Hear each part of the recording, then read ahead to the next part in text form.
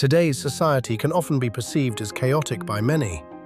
Increasing living costs, both domestic and global conflicts, and turmoil in relationships are just a few factors that contribute to a heavy atmosphere.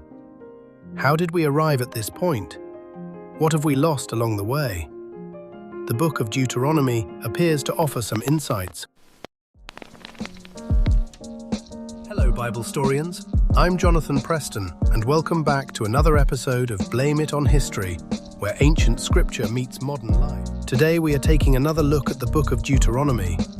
It is often viewed as just an ancient list of rigid laws, but if you look closer, it is actually a masterclass in human decency.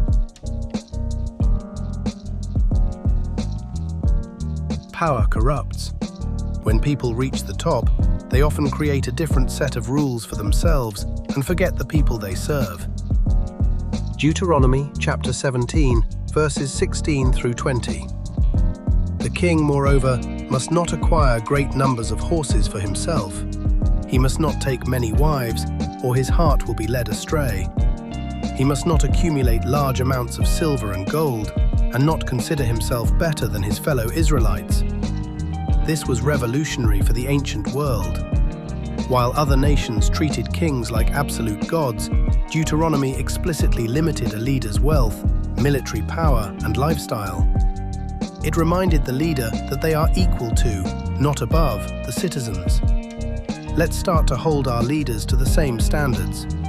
Whether it is a politician, a corporate CEO, or a local community leader, true leadership is about stewardship, not status.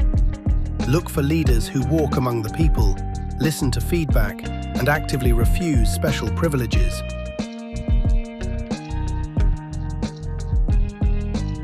Out of sight, out of mind. It is incredibly easy to ignore marginalized groups when their struggles do not directly affect our daily lives. Deuteronomy chapter 24, verse 19 states, "When you are harvesting in your field and you overlook a sheaf, do not go back to get it. Leave it for the foreigner, the fatherless, and the widow." This verse refers to the ancient system of gleaning. Farmers were forbidden from squeezing every last cent of profit from their fields. They had to leave the edges untouched so the vulnerable could gather food safely and with dignity. Let's be real, when you are stressed or just trying to get from one day to the next, helping others feels impossible. But notice the text doesn't ask you to give away your whole harvest, just the very edges. It is about doing what you can with what you have. If money is tight, your edge might just be 5 minutes to check on a lonely neighbor or donating clothes you don't wear. We don't have to save the world. The act of giving, even when you might feel depleted, is incredibly rewarding.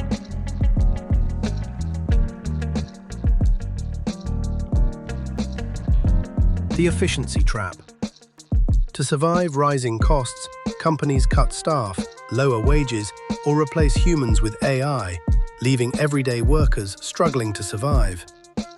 Deuteronomy chapter 25, verse 4 states, "Do not muzzle an ox while it is treading out the grain." An ox laboring through the harvest was permitted to eat the grain beneath its feet.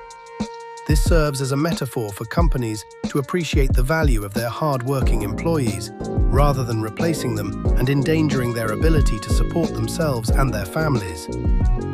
If, as a business owner, you find yourself needing to automate or switch to AI, make sure you're open about it.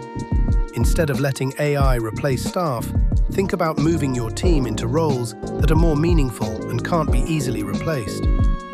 As a patron, if or when your budget allows, advocate with your wallet by supporting companies that value people over automation.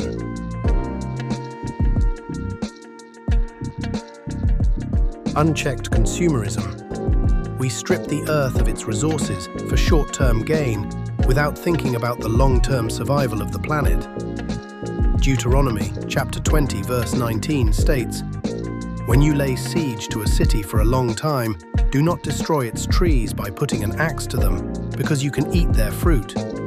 Are the trees of the field people that you should besiege them?" Meaning, don't destroy nature just because you can. Even during war, God still wanted man to pay attention to nature. Nature is a provider, not an enemy. Learn to practice sustainable consumption by buying less stuff and repairing what you already own. Minimize food waste. Lessen your usage of single-use plastic water bottles. Treating the environment with respect shows that we realize we are but mere guests on this planet, and we have an obligation to take care of what we've been entrusted to protect.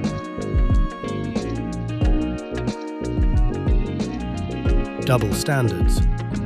Although we demand honesty from others, many of us at some point in our lives may have done something less than honest to gain favor or get ahead in some way. Deuteronomy addresses this in chapter 25, verses 13 through 15 states, "Do not have two differing weights in your bag, one heavy, one light. You must have accurate and honest weights and measures." This emphasizes the importance of practicing honesty in the big and small moments of life. Back in the day, merchants used stone weights to measure goods on a scale. A dishonest merchant used a heavy stone when buying to get more goods, and a light stone when selling to give less.